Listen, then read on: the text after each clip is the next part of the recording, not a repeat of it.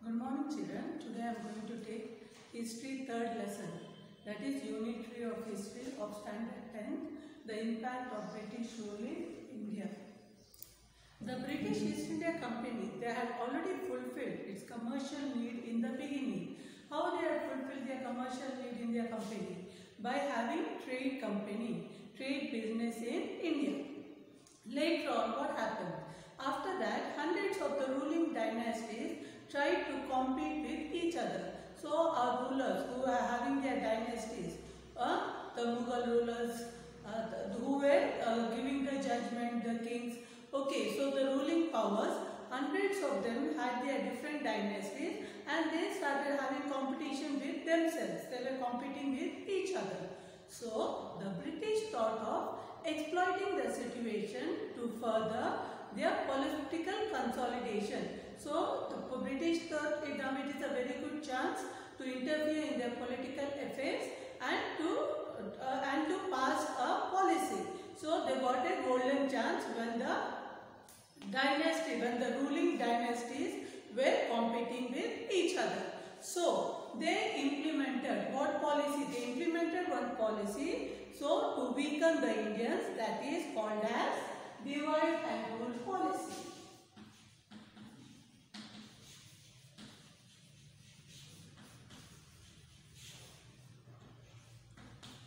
So the Britishers first implemented the policy called as divide and rule policy among the Indian rulers and slowly dominated all the rulers and subjugated them. So what did they do? They made the divide and rule. Divide means to divide among the Hindus and the Muslims so that their power will decrease and the Britishers can easily overtake the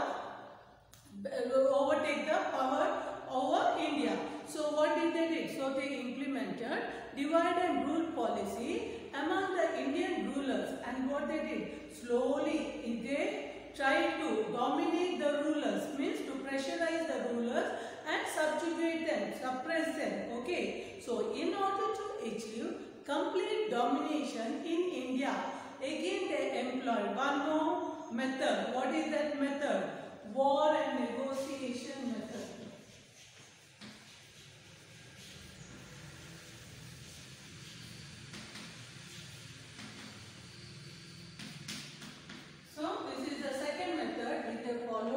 That is, they started war and negotiation method cleverly. So how they say cunning the Britishers are.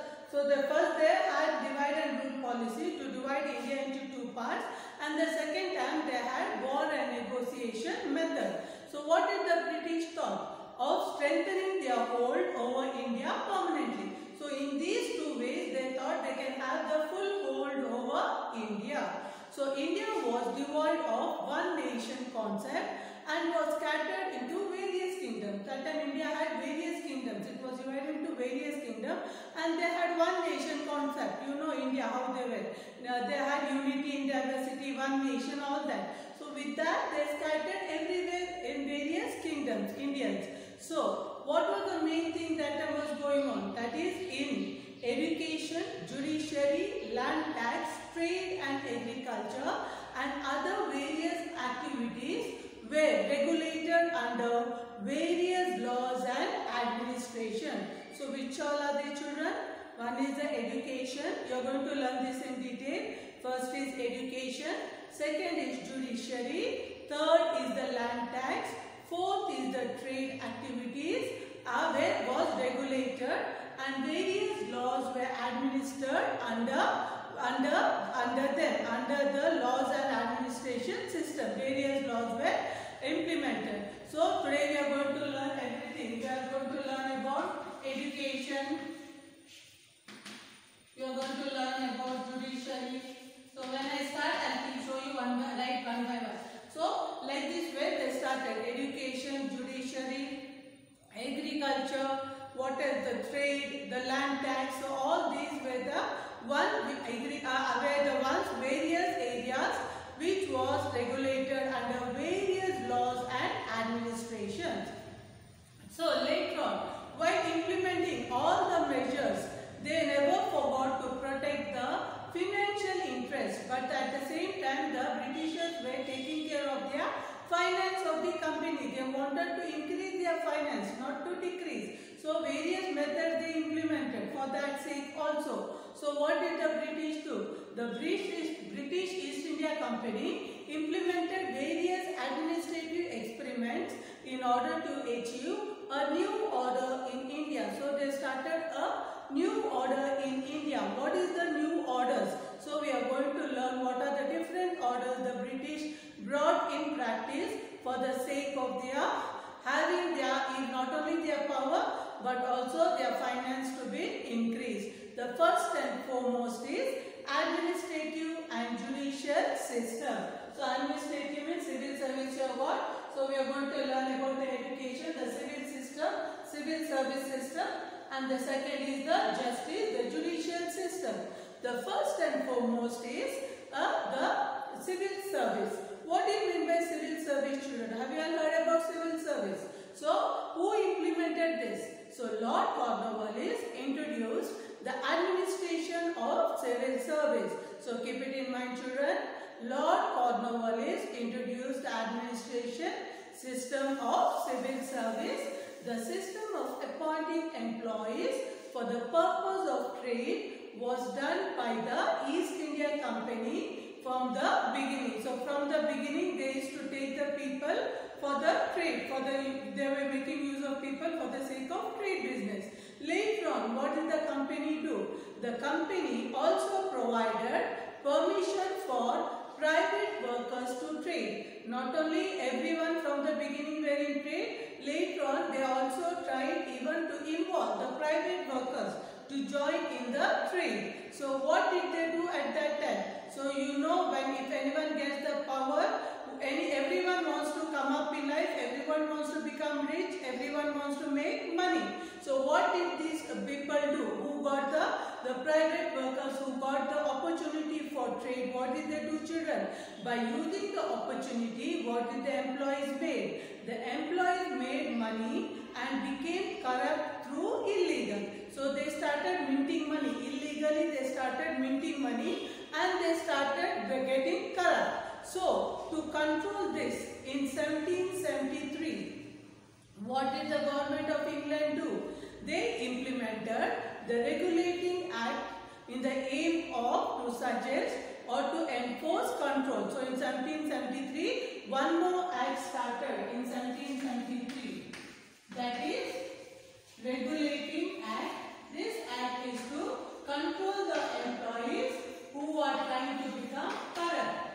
Okay, so the England started this Regulating Act to suggest to enforce control over the employees who are trying to get corrupt. Okay, so this. Okay, children. So now next, what did I say about the Regulating Act of 1773? So that they can have control. The England started having control on the employees who are trying to become corrupt. So after this, in 1800, so keep it in mind, children, in the year 1800, who came? It was Lord Cornwallis. He is the one who opened Fort William College. This is about the education. So Lord Cornwallis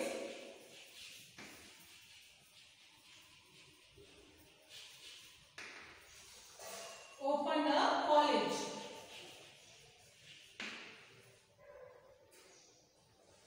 Okay, children. So in 1800, Lord Cornwallis opened which college? Its college name is Fort William College.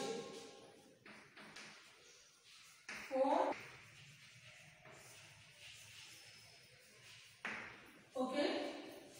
So in 1800, Lord Cornwallis opened a new college. The first college, it was started for the civil service, that is called as Fort William College. It was started in Calcutta for the benefit of the purpose aspiring to join the civil service. Aspiring means those who are interested to join the civil service.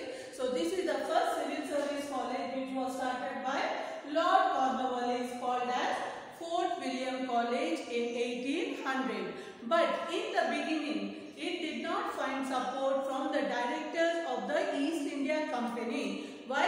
Because the directors themselves only wanted to take over the college and rule the administration the beginning, this one, Lord Cornwallis did not find support from the directors of the East India Company. So as a result, all the appointments till 1853 were done by the directors. So till 1853, all the appointments were done by the directors because they were not willing to give up. They wanted the administration to be done by themselves. So till the year of 1853, the directors only took over the college administrative power. So from 1853 onwards, after 1853, what happened, children? Onwards, the appointment for the civil service was done through competitive exams. Means the exams were conducted, the competitive exams were conducted, and whoever excels in that or whoever passes in that competitive exams according to their marks, according to their percentage, they will be given the admission in the civil service college to join the civil service. So from after 1853, the appointment of civil service was done through how? Through the competitive exams. So Indians were not benefited more in this because Indians were not well qualified, they were not going to school, they were poor, they were not so rich like the Britishers. So it was not more benefited for Indians who were working hard. So what did Lord Cornwallis argue? So you know what Lord Cornwallis told to the Indians? He gave one sentence, which is that all the natives of the Hindustans are completely corrupt. So this is the statement which was made by Lord Cornwallis because many of the Indians did not take part in joining the civil service exam or joining the college. So he said that all those are natives of the Hindustan who are living in India are completely corrupt. This was the statement passed by Lord Cornwallis. As a result, only the lower grade jobs were given to the Indians because they were not able to join. So they were not given any higher post because of this statement. As a result, the lower grade job was given to the Indians. The second one I am going is, children, judicial system. I finished about civil service. Now what do you mean by judicial? Judicial means it is a justice. It is given. Okay, so here a new judicial system started finding roots when the British rule began taking over from the Mughal rule. So what did the Britishers do? They took even the judicial power. From whom they took? From the Mughal emperors. They started taking over the powers of judicial system by the British, by the Indians or by the Mughal ruler. The Britishers took over. So after the Battle of Buxar, who was the one who lost over there? The Mughal Emperor Shah Alam. Yes. So after the Battle of Buxar, the Mughal Emperor Shah Alam, what did he do? He handed over the Diwani rights, the authority to collect land tax to the British. So after the Second World War, the Diwani rights means to collect the land tax was the Mughal ruler gave it to whom? He gave it to collect the land tax to the British. So with this, the dual administration came into effect into Bengal region. So dual means what, children? Two. Okay. So the two governments brought into effect. So this is also called as dual governance. So after this, the authority to collect the land tax, civil and judicial were given to the Indian official. Keep it in mind, children. After that, the authority of collecting the land tax was, after the dual governance, the collection of land tax, civil and judicial. So land tax, civil and judicial were given to the Indian officials, whereas the British retained the authority of managing the revenue collected. So whatever revenue is collected by the Indian officials were taken care by the Britishers. So Indian officials, what they had to collect? They had the authority to collect land tax, civil and judiciary, were given right for Indian officials, and the British retained, they control the authority of managing the revenue collected by the Indians. So with this implementation of centralized judicial system in India, the British took the authority of what? The British took the authority of the Mughal and established their supremacy in India.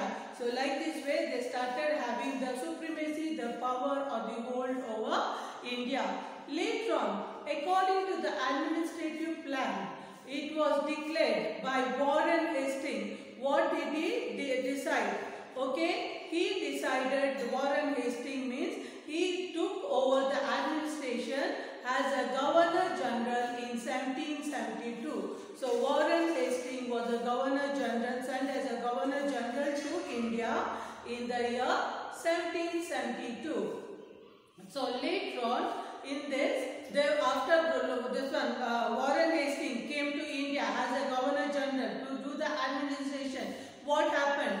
The judicial system, the courts were established. 2 courts were established after coming of whom children? Warren Hastings. So 2 courts were established in each district. So every district they had a court. So a Diwani Adalat has a civil court. So the 2 courts are, one is Diwani Adalat,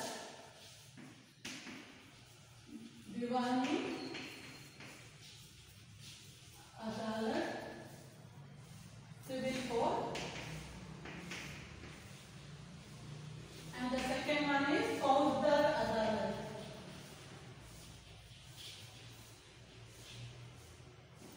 That is called as criminal court.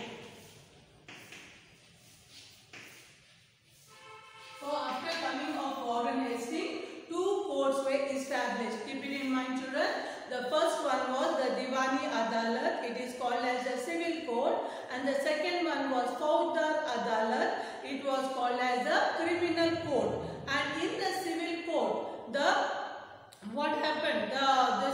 The people, the dispersed of this thing, according to the Hindus, in the civil court, the judgment was given according to their holy book. According to their holy book, that is, what is the holy book children? The Hindu scripture. So according to the civil court, the justice was given according to their holy book, that is Hindu scripture. And in the same civil court, the judgment for Muslims was given according to their Sharia. Okay, so this way the judgment was given to Hindus and Muslims. Gradually, the British procedure, legal procedures were introduced by the criminal code. Okay, and gradually the British legal procedure, which was introduced by the civil code, came under the administration. So these all was, civil code was under the administration of whom? The Europeans, because Europe officers, the criminal code was under the control of the Qazis. So keep it in mind children. Later on, the civil code was under the administration of the Europeans, and the criminal code was under the control of the Qazis. They were functioning under the supervision of the European officers. So the Qazis did not have power more. So they were also supervised by whom? The European officers. So keep it in mind children, there were 2 codes, that is, one is called as the Diwani Adalat, called as civil code, and the Faujdar Adalat is called as the criminal code. So the judgment was given in the civil code according to the holy scriptures of Hindus, and for Muslims it was given according to their Sharia. So later on, this civil code came under the administration of whom? The European officers. And the criminal code came under the control of Qazis. But also the Qazis were functioning under the whom? Supervision of the Europeans. So European officers were taking care of the Qazis who were given to function the criminal code. So this is about the judicial system. Next I go children. Okay children, next I am going to go to police system.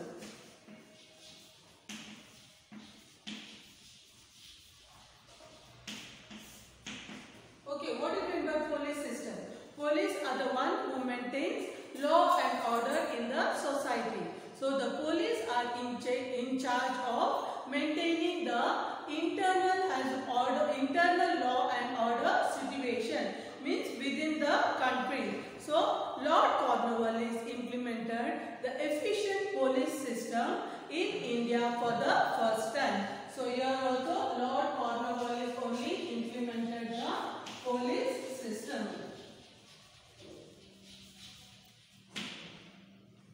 Implemented the police system in India for the first time. He created new post. So one new post he started. What was that post? Superintendent of Police. It is called as SP. So Lord Cornwallis started the new police, implemented a new post in the police system, that is called as SP, Superintendent of Police, and he divided a district into many stations. So districts were there. In a district he made many stations, and what did he put? He put every station under the control of Kotwal.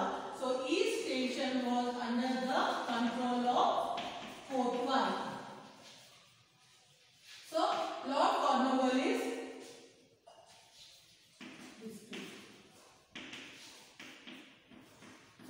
in every district he made many stations, and all the stations who was in charge, the in charge was given to the Kotwal. Okay children. Then later on what did he do? He put every village under the care of Chowkidar. So village was under the care of Chowkidar. Got it children? So district station was under the care of Kotwal, and village was under the care of Chowkidar. So he divided this way. So Kotwal was made accountable. So Kotwal was accountable even for the village. If anything happens in the village, like theft, crimes, etc. So Kotwal was made accountable for the theft, the crime, and the other law violations at village level. So that time there was a severe drought in the year 1770. So there was a severe drought in 1770. That time the control over it led to the weak law and order situation. So the entire police system was brought under the control of British officers when there was drought. Okay. Later on, the system of appointing British magistrates started in 1781. So the British magistrates were appointed, and it began from the year 1781, and the police officers were under the power of the magistrates. So the police system underwent continuous changes. So later on in 1861, the police law was implemented, but Indians were not appointed for the post of officers. So in 1861, the police law was implemented, but Indians were not given any post of the officers. But later on, in 1902, the Police Commissioner law allowed the appointment of suitable education qualification. According to their qualification, the post of the police officers. If they are qualified, the Indians could get the post of the police officers according to their qualification. So in spite of all these measures, the discrimination against the Indians did not end. The discrimination went on taking of Indians even up till the British rule in India. So this is the end of police system. Children, next I am going to go is military system.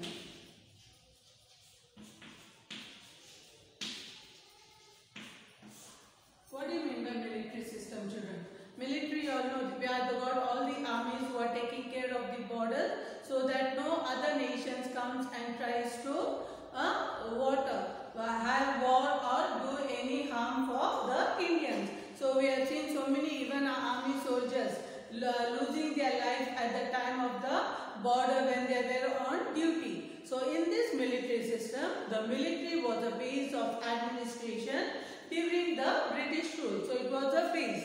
So British appointed the Indians for the military and took the entire India under the control with the help of military. So what did the Britishers do?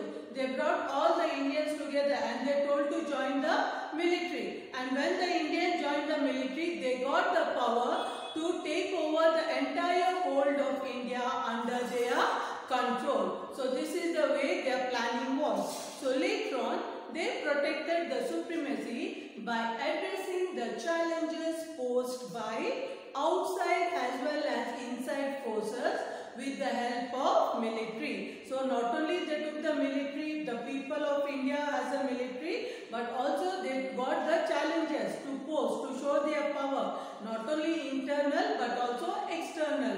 And they took the help of whom for this? For the military, who the Indians had joined, who they forcibly made them to join in the military. The officers were against the Britishers, who the Indians. So the Indians couldn't reach the rank of the Subedar. So the highest post available to them. So Indians could only reach to the rank of Subedar, not higher post than the Subedar. So most of the Indians were called as the coolie soldiers. So most of the Indians were called as the coolie soldiers, and the British government accepted the recommendation to Peel in 1857. Based on this recommendation, the military system was redesigned. So later on, after 1857, the military system was redesigned. So this is very short lesson, children. So please see the video and understand the lesson better. Already I have done this in online class also. The rest, another 2 periods I require to complete because this is a lengthy lesson. So now you will be even getting the textbooks very soon. So you see the video, read the textbook and understand and learn better, and you can make your own points. Thank you, children.